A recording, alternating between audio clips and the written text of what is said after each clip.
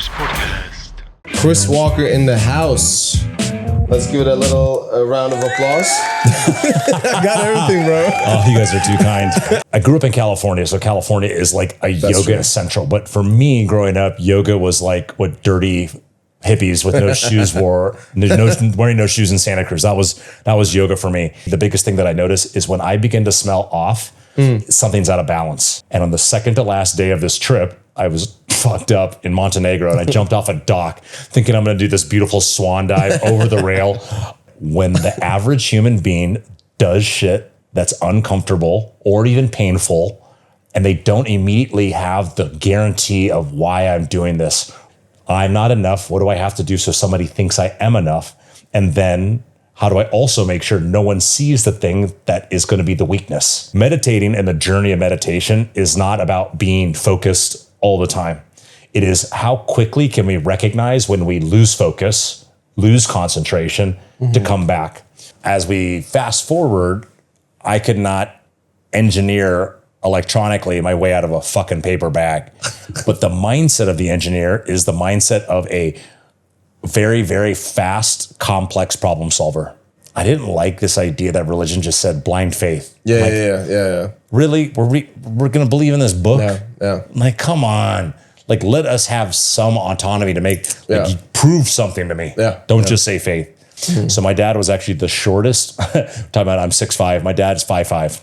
So my dad was the shortest starting. Wait, what? Yeah. Your dad is 5'5". Yeah. If you are a rebel because you're reacting to something, that doesn't serve you best. Don't quit straight away. Figure out how to do it on part-time, or on the weekends or something. So you start learning and understanding more, and then you can eventually make that big step. There's a term that I use in my coaching, but it's from aviation. It's called the point of no return. I blew everything up, blew my marriage up, blew my career up, and now I'm hanging out in Bali trying to figure out what the fuck am I doing in my life.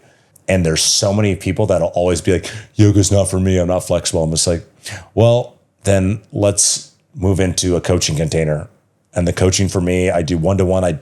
I'm launching in the process of launching my first group program, which is actually called Own It, taking ownership of what my craft is and recognizing I'm not everybody's cup of tea. So Daring Greatly was actually a speech that Theodore Roosevelt gave. And the essence of the speech is fuck the critic. If you're not in the sand, sweating and bleeding in the arena, I don't give a fuck about your opinion. I go to Paris to help my wife to ultimately be proposed to her. And I read Daring Greatly cover to cover on the plane from Bali to Paris. The number one cause of male death in the UK, number one was suicide. That's crazy. And so when you look at it, I don't have an answer for this, but I often wonder is whatever was your agent to keep the depression covert, right. Did it run out? It's like my parents spanked me when I was a kid, and now I suffer from a disease that's called having respect for adults. We're told that it's out there. We're told that the love that we truly want is out there. The success that we need is out there. Something out there is going to define, am I worthy? Am I enough? But it's all in here. I can't go find the love that doesn't exist inside. Renars podcast.